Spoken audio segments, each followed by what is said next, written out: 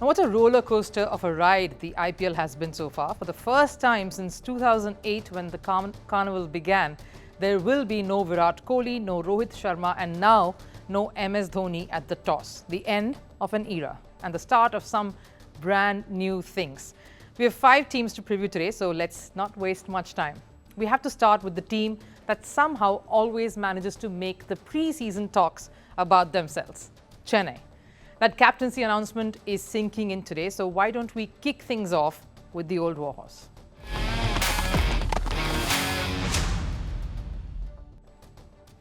Now, can I even look beyond him? The swagger, the wisdom, and the man who symbolized the old army, who won them the 2018 edition. MS Dhoni's charisma, both in front of the wicket and behind it, is all you need to always keep Chennai in the hunt. As long as he's around, there is little else anyone would have to do.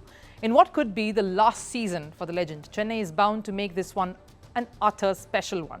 There is no point going into statistics of what makes him key in the setup. Safe to say that the man who led them to 10 playoffs, 5 of those converting to titles, surely knows a thing or two about what it takes to make winning a habit. Something he's sure to pass on to the next generation, which brings me to the king of the jungle.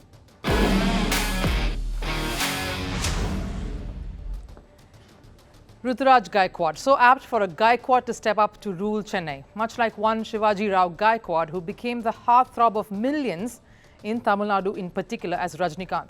He has been keenly learning the ropes from the best in the business, and it will be great to see how things pan out for this young 26-year-old at the helm of affairs now. He surely has had experience from running his state side. But can you even get anyone better than the most successful skipper to guide you through a season? Win or lose, this will be a memorable episode for Ruturaj and the Chennai franchise. You always knew that this was waiting to happen, and it couldn't have been a better way to do this. He will be sharing toss time with his long-standing opening partner at Chennai, Faf du Plessis, who of course is now captaining the Bengaluru franchise. When Chennai takes on Bengaluru today, and right on to the next one then, Busy Bee.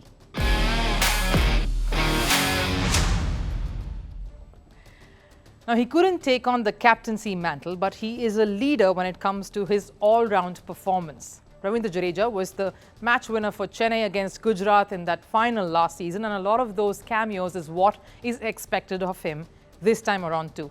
He has the knack of hitting those big sixes when it really matters, whether it is to put on the runs for piling on the pressure later, or while chasing down a target to relieve the pressure.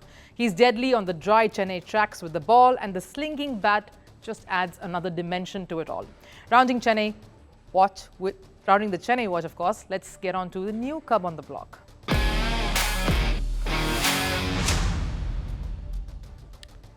So much talk around this youngster and his mad hitting skills. There has been enough buzz around Samir Rizvi, and guess what? He's nicknamed the right-handed Suresh Raina. So pretty obvious he had to head to the yellow team straight away. Samir Rizvi had a decent domestic outing and is known to dominate spin, play spin really well. In the Syed Mushtaq Ali Trophy last year, he smashed 75 of 46 balls, quite the mad hitter. So if given a chance, could be an entertaining bat right. Now let's move, of course, to the next team that they are facing in the opener. It has to be Royal Challengers Bengaluru.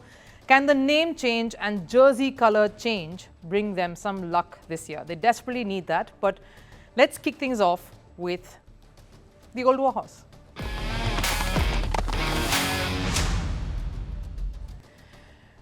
Though Dinesh Karthik was on my mind, I have to give this one to the man who's defying age. He's nearing 40 but looks lean and mean to take this on for years to come. Faf du Plessis is again a very calm leader.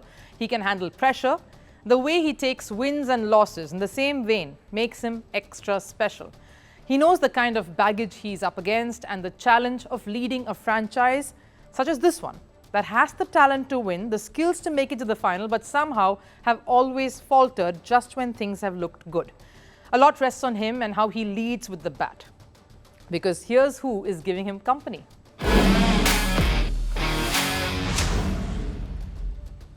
Virat Kohli has a thing with South African greats. They are a match made in heaven, and they get along like a house on fire.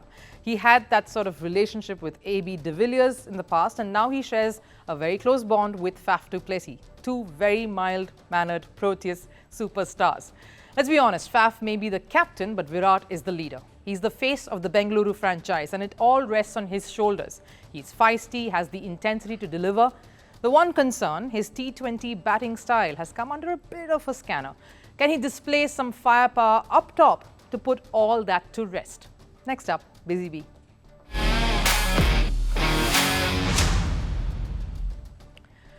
Another worthy candidate and pretty much completing the core of Bengaluru's campaign this season, Glenn Maxwell.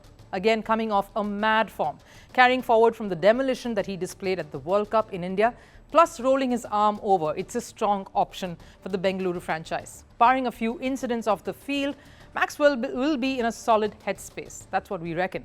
For a campaign that has to make it, Bengaluru does boast of a great batting depth. It is their bowling that could pose some concerns, as we've always been seeing, season over season. Time to move on to the next team, and I'm picking Rajasthan. Let's start with Old Warhorse.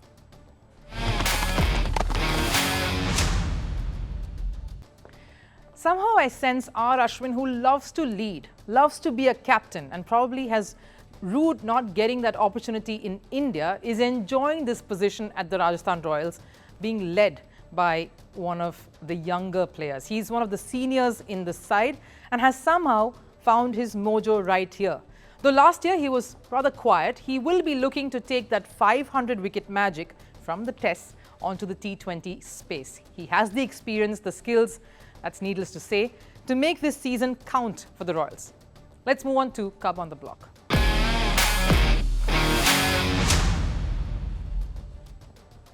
There are a few there, but I had to get to the man who has captured the imagination of so many sports fans the world over. Yashashvi Jaiswal is not exactly the Cub. He's now stamped his authority on the world stage, but being one of the youngsters in the side, there is so much to expect from this man. He will be shouldering the responsibility alongside veteran Joss Butler at the top to create pressure on the opposition from the get-go. And then, of course, there are enough swashbuckling players coming in to carry that momentum right through the innings, which brings me to Busy Bee.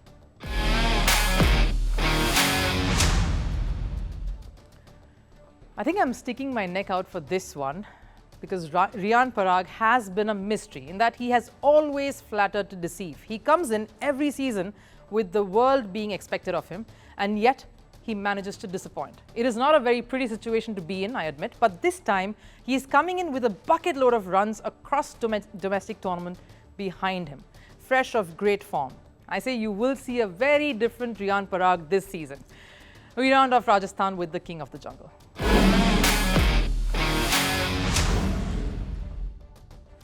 Who other than Sanju Samson? His quiet, smiling, affable nature makes him a perfect fit to captain this side, because there are so many seniors and he, one of the youngsters, is managing to keep it all together. Again, someone who was right there with this franchise through the highs and lows.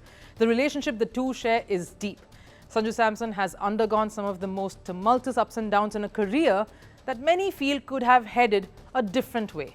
He's coming on the back of some scintillating knocks for India, so there is again much expected of him. Nevertheless, there is no pressure. His contribution behind the stumps as keeper and captain is far more valuable for this bunch. Now let's move to the last two teams on our agenda. First up, the finalists from last year, Gujarat. What a ride it has been for them, especially over the last few months, from title winners under their talismanic Gujarat lad, son of the soil, Hardik Pandya, to a final and then now losing their captain. There is much that's happening in there and hanging by the thread. But the reliable superstars in Rashid Khan, David Miller on the field are still around. So let's start with the king of the jungle.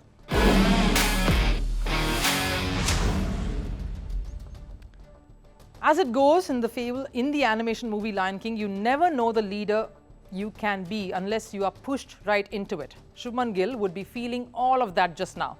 After Hardik Pandya went back to his previous franchise, leaving the option to lead to a very few, Gill would be the obvious choice, given his talent, the fact that he is one for the future. That is as far as the batting goes. How about cricket acumen and leading a team, taking them along and creating that vision for the squad? Well, that is what we will get some idea of during the season. But here's the thing, he will have the very able and solid and sensible Ashish Nehra, former India pacer, constantly having his hands on his shoulder. And from having spent some time in that franchise myself, I can say that should be gold to at least get him on his feet. And then, of course, how Shubman Gill runs with it is what we'll have to see. Right then, that brings me to Busy Bee.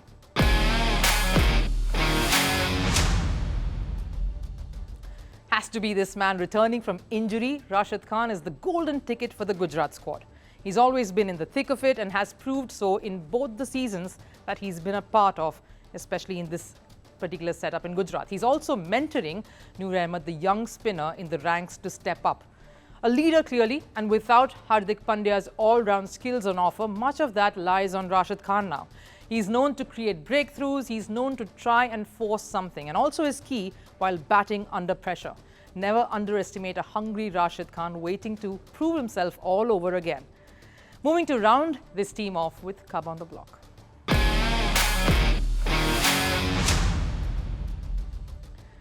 Again, not exactly untested, but Sai Sudarshan, the young lefty, is an absolute solid find. He was part of the batting lineup rather sparingly in Gujarat's first season and then, of course, cemented his place in the 11 after showing his grit and consistency with the bat. He's diligent and has the most solid frame when it comes to batting in the top order. Not the most flamboyant, but his stroke making is all class. This southpaw is again an integral component in that lineup. He will be expected particularly to take some of that pressure off Gill with that added captaincy coming in. So much to expect from Gujarat here this season. So now let's round this off with the last team. Quite the marathon ride this. We go to Lucknow. And we'll start with the big one, King of the Jungle.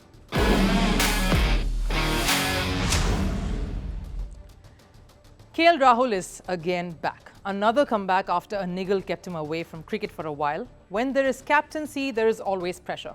And KL Rahul did feel a lot of it in various times as captain across franchises, including with Lucknow.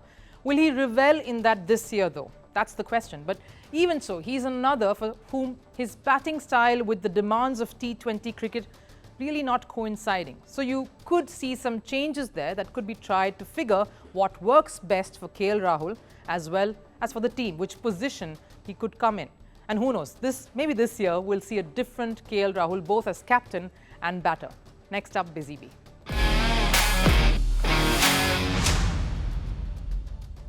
He has a very laid-back demeanour about him, as most South Africans generally do. That is what Quinton de Kock is, but he's sure busy when he's out in the middle with the bat. He loves to get the big scores. So it's not important just to get that starts for his side, but to make those starts count into big ones. Quinton had a fabulous run in India with the World Cup. Tough that they didn't finish well. So that is what he will look to carry forward here with the Lucknow franchise too. He's intimidating and fiery at the top. And with Myers, that combo could be very deadly this year. Again, much depends on the top with not too many big hitters, barring probably Stoinis and maybe a Deepak Hooda in fine form waiting in the wings. And we round off the best and the one who was talked most of this year at last.